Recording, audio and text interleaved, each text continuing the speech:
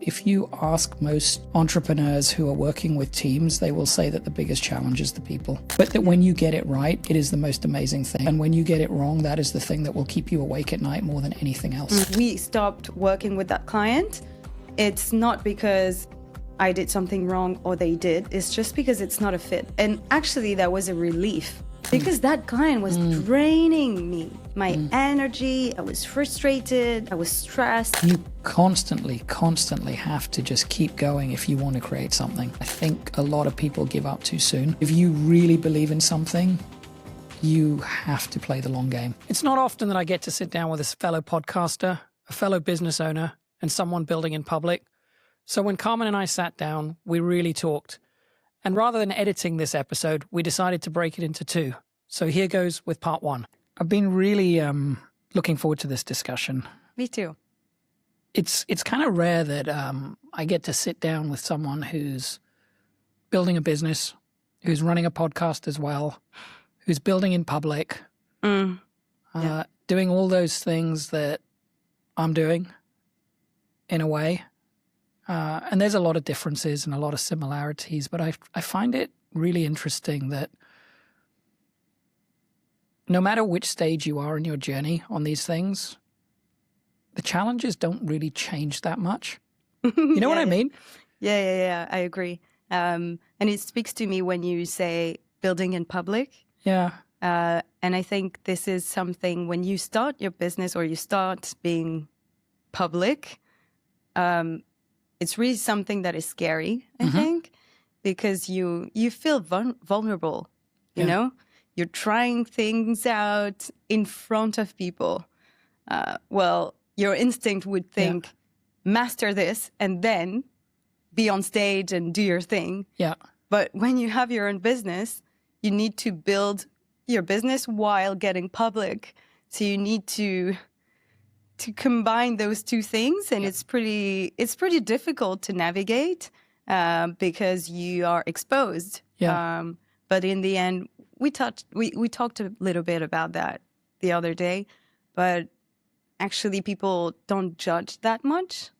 We judge ourselves, so yeah, it's the stories we tell ourselves, right? It's what do we think other people think about what we're doing, and actually no one's actually thinking about what you're doing. But it's so hard to like mentally let go, take that leap and let go. Yeah. But it's exciting because today is exciting because I think that I get energy out of conversations with other entrepreneurs, people going through the same kind of things. Yeah. And like I said, it doesn't matter whether you're running a $1 million company, $100 million company, or a $100 company. You know, if you're starting off, and I kind of feel like with entrepreneurship and business, you're always starting off. Yeah. You're starting something new all the time. There's a new initiative to grow. There's a new initiative to do something different because something didn't work, you know? I think it's a very humbling experience. And whenever you learn something, like you're stumbling on something, on a problem, you find a solution, you learn something, but then you'll get the same thing with another problem in 2-3 months, tomorrow, next year. Yeah. So you never stop this cycle, like stumbling, finding a solution, solving the problem. It's always this. So as you said, if you have $1 million company, this will be, the scale will be different. This will be the difference, the scale. But other than that, if you are, you know, at first when I started, I like when things are in order and I'm in control. Yep. And you never are, right? Spoiler alert. Yeah. You can't be in control of everything. And this was a hard lesson for me, to be comfortable with not controlling everything and just be like, okay, so I have this problem and I need to be comfortable trying to solve it. Yep. Not just the challenge, not only to solve it, but to be comfortable while you are solving it. While you're like, oh no, I'm up at night because I'm thinking about this. How can I fix this? How can I fix this? And if you don't like this feeling, then you should just stop maybe. Do you think it's an acquired taste? Do you think it takes time to sort of learn to like that feeling and learn to be comfortable being uncomfortable? I think. Because,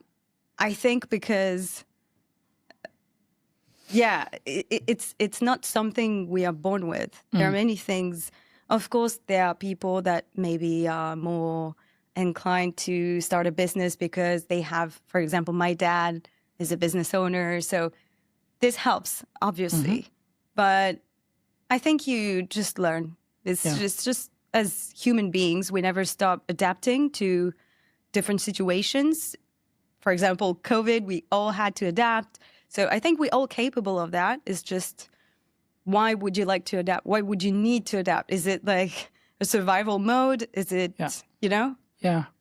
So what are you building alongside your podcast? So I'm building my marketing agency. Yeah. So this is something I don't talk a lot on the podcast because usually my guest speaks more than me. So I started my marketing agency right before my podcast. Okay.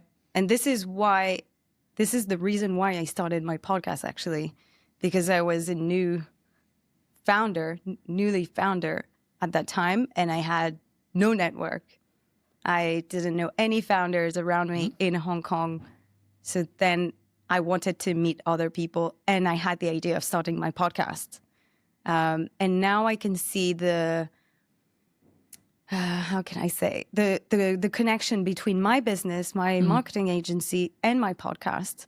Because within my marketing agency, I help my clients who are small business owners. I help them grow on social media, use social media to grow their business, to get brand awareness, to increase sales. And my podcast is for small business owners. So it all comes together nicely. It's like a cycle, you know? So this is what I'm building, and I'm learning. I've learned and I'm learning so much running this business. For example, the client relationships. This is a topic I wanted to talk about today because it's really behind the scenes. You know, when you own a business, you're like, yeah, I'm a founder, and people think your life is absolutely incredible. But some days it is.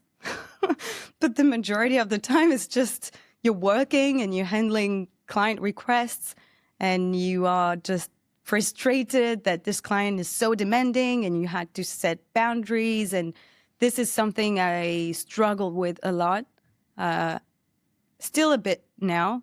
But yeah, setting my boundaries and dealing with clients, asking for more every day. Yeah. It's interesting. What's, for people who don't know, what's the name of your marketing agency? It's called Octogen. Octogen. And you're doing social media, so Instagram, but also Chinese social media?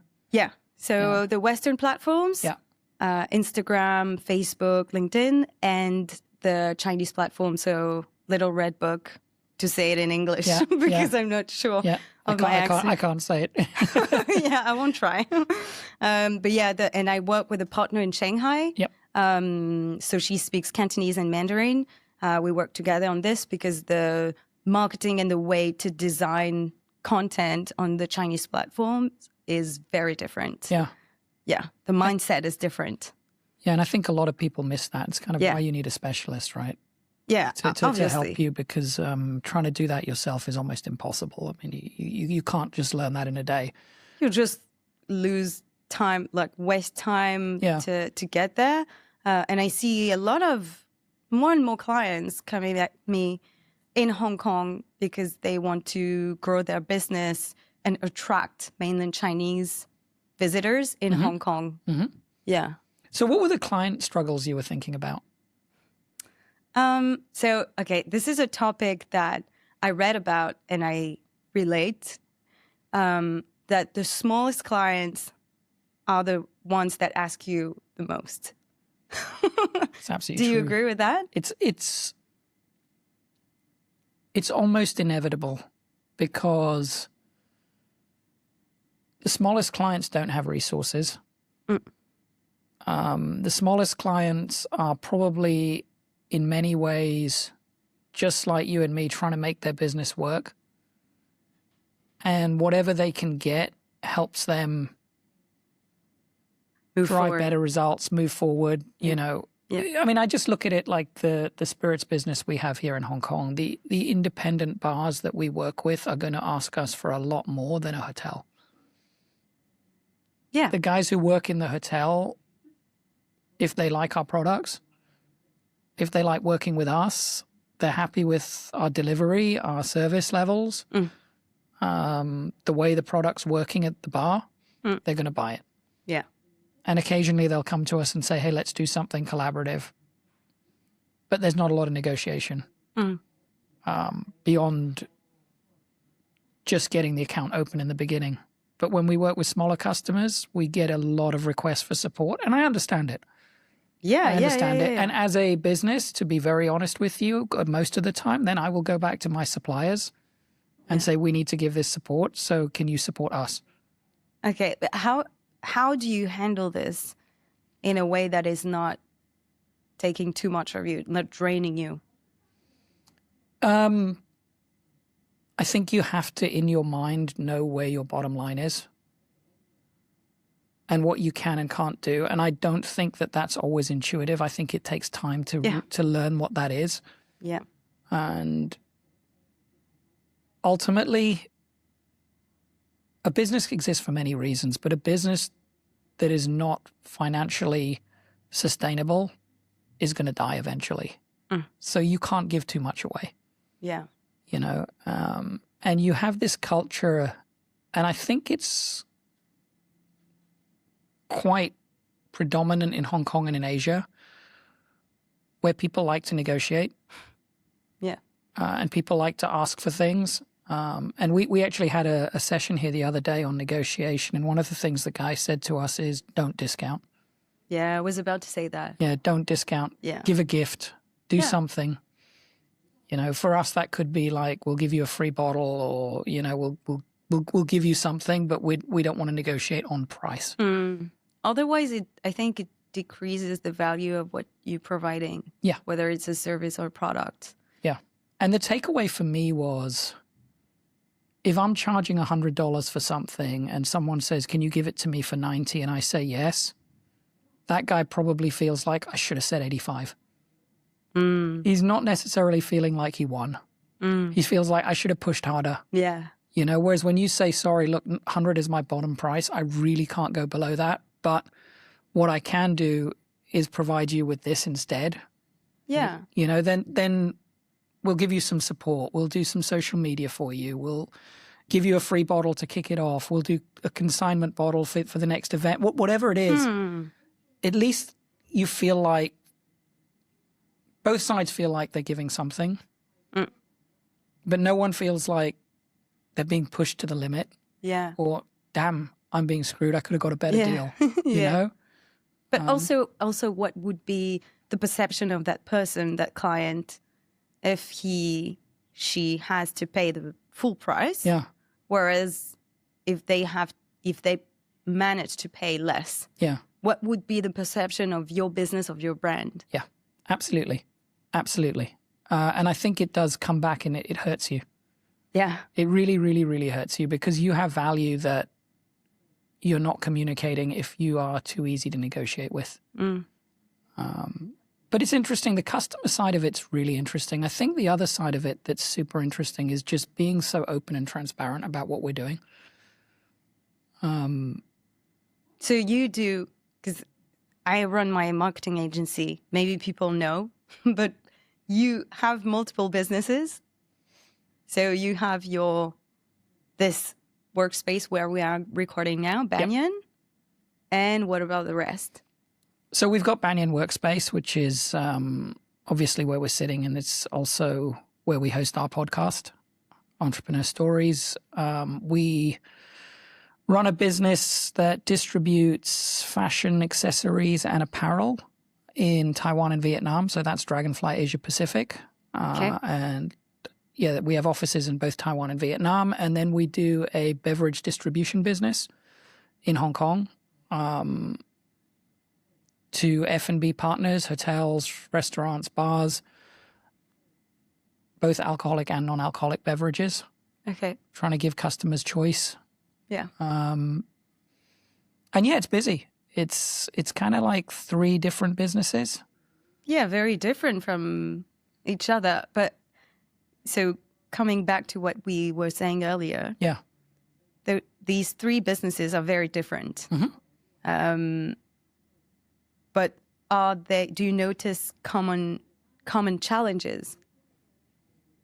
The biggest challenge with any business that I run, because I'm always trying to build a team to run the business, one of the biggest challenges is around people and finding the right people. Yeah. You know, and one of the things that I've realized is that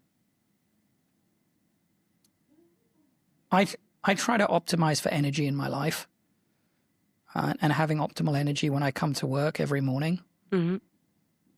And a lot of that energy comes from the people that you surround yourself with. So finding people with an energy that matches yours is super, super important to me. So I think that's one of the biggest challenges that I have. And I think that if you ask most entrepreneurs who are working with teams, they will say that the biggest challenge is the people. But that when you get it right, it is the most amazing thing, and it just works so well. And when you get it wrong, that is the thing that will keep you awake at night more than anything else. Yeah. It's also the biggest opportunity, because I think that a business that works for the person who founded it needs to be their purpose in a way. And part of that purpose is actually you're responsible for the livelihood of all those people on your team. It's a big responsibility. It's a pressure. Yeah. It's a responsibility. It's also a gift in a way. When you can do it. Yeah. I think you always kind of feel like you wish you could do more. Yeah. And that's a little bit of pressure. Yeah. But when you see people growing, you see people thriving, you see the business doing well, you're able to do something like give a bonus or give a nice pay rise or give a promotion. There's nothing better than that. Yeah. But the question you asked me was, what are the challenges or the hardest things? And it's always when it doesn't work. Either the business doesn't work, or the chemistry's not working, or the person's underperforming. And you have to have those difficult discussions. But it's kind of like anything in business. I keep trying to remind myself of that you're going to make mistakes. And fortunately. Yes. And if you're not making mistakes, then you're not pushing yourself hard enough. Yeah, or you're not doing anything, or yeah. And it's the same with the people. You get better at finding the right people and working out what works for you. Because you met the wrong ones. Yeah. So you get better at it, but it's never perfect. Yeah. And you just gotta roll with the punches. Yeah, and you know, as a solo founder, so I work with people that I don't have a team. Well, I have a team, but I don't hire people like employees. I mean, so I partner with people. I work with freelancers because it's there's no right way to do it. It's just it suits me because it gives me flexibility. So this is how I work. But when I started doing this, what was difficult was to delegate stuff, because when it's your business, it's your baby, and you want to control everything, again, about control.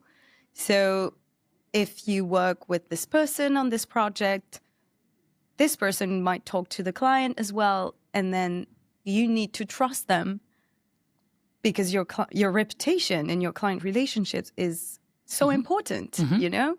So this is also a part where, yeah, again, you need to be surrounded with the right people. Otherwise, it can harm your business. You'll feel frustrated. So it's really something that I had to learn to trust people, to work with them. And yeah. I think whether you're an entrepreneur or you're in a corporate environment, when you get into the position where you're managing people, the hardest thing that you can do is to let go, right? But in my experience, having managed people and also been managed by a lot of people during my corporate career, the worst thing you can do is micromanage. Yeah. But Because it's good if you've experienced it, you know, if you were the person that was being micromanaged. Yeah, for sure. So then you know how it feels. Yeah. If I was to criticize myself, I think that I am probably too hands-off. Because I hated being micromanaged. Same. I mean, several times I thought of leaving a job because I just could not deal with being micromanaged. Yeah.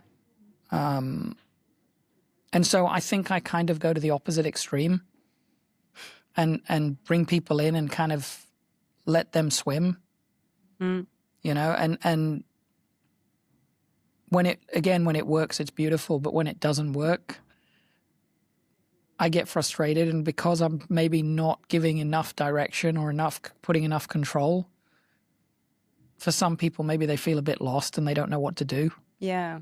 You know, so it's a really, really, really hard balance to find. Yeah. It really is. If someone's giving 100% to the business, someone's here, they're working hard, I know they care.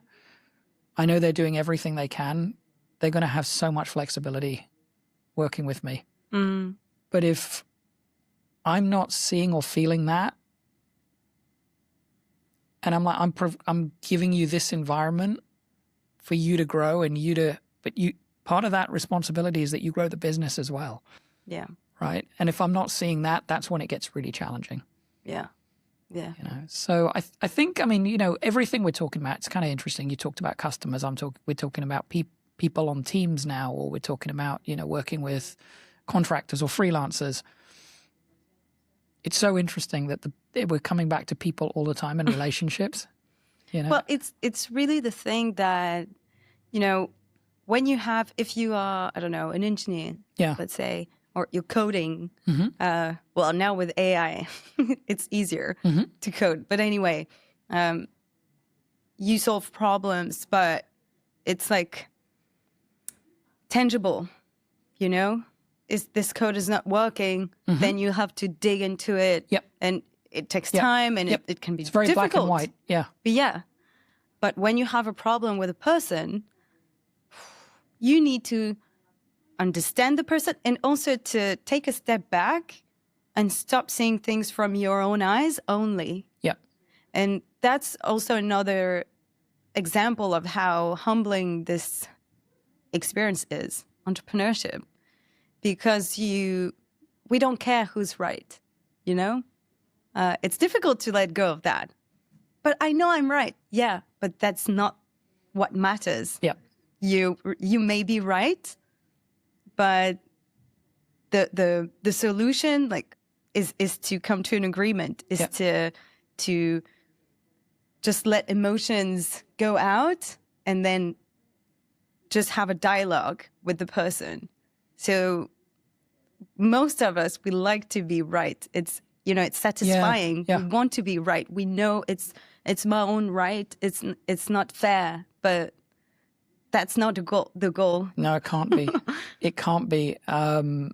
That's being an adult, a very mature adult. It is being an adult, but it's also just the reality of business, right? And I think that one of the things that I think about a lot is how we frame things in our head and the stories that we tell ourselves. So many stories. You know, and I've seen you post in the past about losing a customer or getting a bad comment or review. And the initial impact can be quite hard on you, but how you frame it in your head is a learning experience, you know, and that I'll do better next time, or I've just got to move on and this is part of the journey. Yeah. So when it comes to stop working with a client, or when a client is very demanding,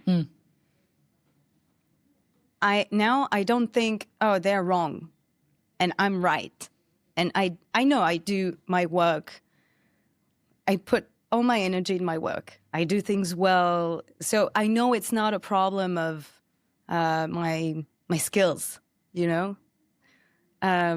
But that's not the point, again. And if we stopped working with that client, it's not because I did something wrong or they did. It's just because it's not a fit. And that's okay. I mean, it can't click with everybody. And actually that was a relief because that client was draining me, my energy. I was frustrated. I was stressed. Every interaction with that client was painful. And when we stopped, I could breathe and thought, okay, I have a decrease in my income. Yeah. But that'll be fine. I mean, if I take a step back and see that whole timeline, I know I will find more clients in the future. That'll be fine. So for a few months, you're like, okay, I need to be careful about cash flow and things like that. But it's fine. Yeah. And the energy I gained back from this was much more than just $1,000. And that's the word, you used it there, energy. Yeah. You know, yeah. this is why I say that I have really in my head framed up this optimize for energy. And people can either give you energy or take energy. And sometimes it's not about right and wrong. It's just this is not the right fit. Yeah. Whether it's an employee, whether it's a customer. It costs you more than money. Yeah. It costs you way more because then you are not focused on your work. You're always stressed. You are less available for your family, for your friends. Yep. So actually it touches on many parts of your life. Yep. So it costs you a lot. And for clients who are very demanding, I just realized, okay, this is my fault. If they are demanding, it's not their fault because it's their small business. They don't have a lot of resources, makes sense. So they want to make the most out of it when they hire someone, they pay for a service. We all do that. Yeah. But it's my fault because I don't set the limits where I should. So in a way, maybe I was right, but we don't care. Yeah. Again. So, and I learned that. And for example, I used to reply instantly to all my clients because I wanted to show that I'm professional, available, I'm reliable all the time. They can count on me, but no, this is not the right way to do it. Doesn't serve you, right? It doesn't really serve you. But there is that pressure and there is that feeling of release when you have replied that I've done it. But actually, sometimes taking time to think about it. Yeah. And actually figuring out how you might reply differently than what your first instincts were, you can end up in a far better place. Absolutely. You know, and I think that's a lifelong lesson that I keep having to learn. Like I'll be good at it sometimes and then suddenly I'll be like, I got to get back. I'm going to do this now because I'm going to be so busy later. And then I should have just waited. Yeah. There's more time in the day than you think. And I think when you want to move fast, move slow. You know? Yeah, and the client won't get mad because you replied the next day, or it doesn't change anything for them. It doesn't. It really doesn't. In your head, you're building this story like, oh, I'm not reliable because I don't reply instantly. Yeah. So let me ask you something. As you're building and as you started your podcast and you've got an amazing community now of entrepreneurs that you know, and I know from just talking to you that you get excited and you get energized when we talk about business and entrepreneurship and growing things, and we have great discussions. Have you seen a change in your own friendship groups and who you hang out with as you've been on this journey? Oh, that's an interesting question. Did you have to did you let anyone go or hang out a little bit less with them? Yes, and I think this is a mix of different factors. Yeah. Also because I moved so far away from home. Yep. So, from France. Yeah. So when you move far, only the real one stays, you know? But when it comes to entrepreneurship, I think many people just don't get it. And that's fine. And for example, my best friend, she's in France, she's French, and she is in corporate. So very different life. She's a mom. Everything is different. But she listens to me and I listen to her.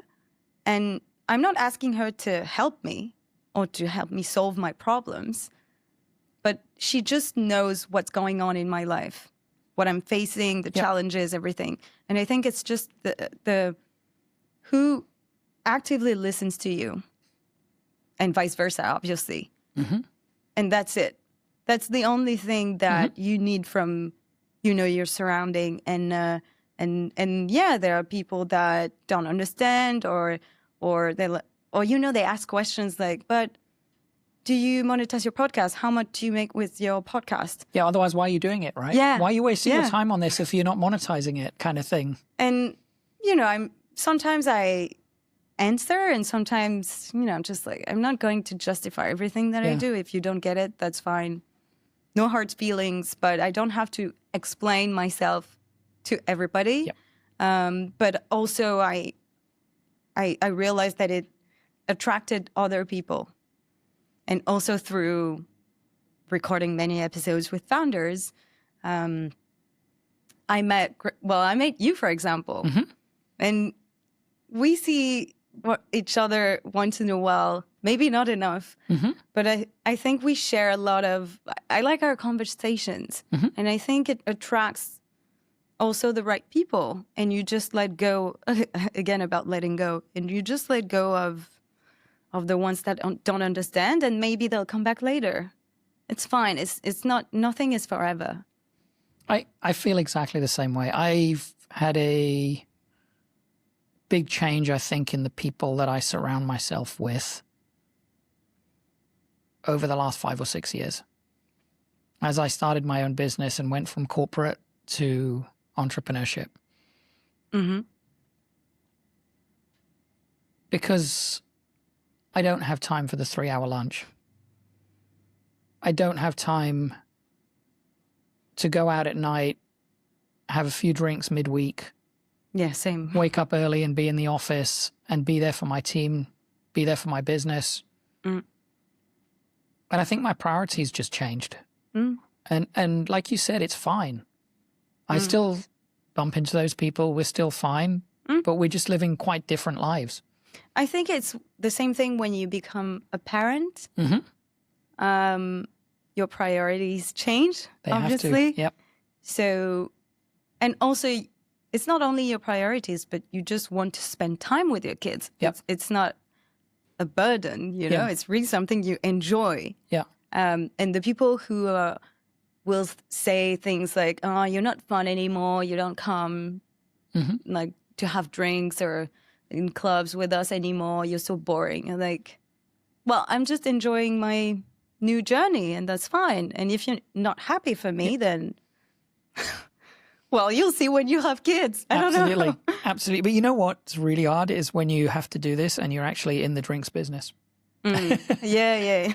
Because I actually started drinking less after I got into the drinks business because I was like, I'm drinking too much now. And it really did impact my energy. It really impacted my energy. Like the next morning, I was like, I am not fresh. I'm not making good decisions. But anyway, it's just a side note. Yeah. Because I also started drinking less. Yeah. Well, I was not drinking like crazy. Yeah. But like social drinking. Yeah.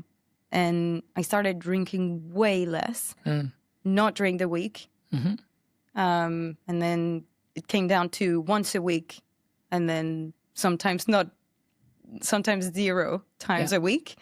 And I just realized that it was healthy for my business, not only for myself, but also you can't function well. You can't face all the challenges, all the decisions you have to make every day. If you're recovering from hangover, this is not possible. Yeah. Yeah. And also I had a question about your support team, like the people around you, your friends, family. I heard something in a podcast lately. She's a coach, and she was basically saying that if you should stop waiting from your spouse or your close friends to support you in a way, like to be your ideal customer. And she was saying that she is not expecting from her mom, for example, to understand everything that she does, to like all the posts that she published. You know what I mean? And I think it was kind of a realization for me. For example, my husband, at first, he's not an entrepreneur. And I was a bit disappointed that he would not be supportive in a way that he doesn't really care about the content that I share. He doesn't listen to podcasts, so he doesn't listen to my podcasts. And at first I felt frustrated or a bit sad that my husband wouldn't even listen to my episodes. But actually, that's okay. He's not, this is not what he's here for. He supports me. He can listen to me when I have to share things about, my day or my business, but he's not here to listen to my podcast. He's not my target audience. He's in finance, in a corporate company. So that's not his thing. And once you're at peace with this, I think you can move forward. You know what I mean? I don't think that people see the challenges that entrepreneurs go through every day in their heads until they've stepped into an entrepreneur's shoes. Yeah. And I'm 100% sure that if I was still at corporate, I would not engage with online posts, activities, sharing that people do the way that I engage with it now that I've actually lived it. Yeah. Yeah. It's like when you post, I see you, and Michael Campion said that here in this room a couple of episodes ago on Entrepreneur Stories. He's like, when I click like, it means I see you. But I think we see each other when we're all on this journey because we know how much time, effort, thought, intentionality goes into everything that we do, and how frustrated we get when it's doesn't turn out the way we think it's going to. Yeah.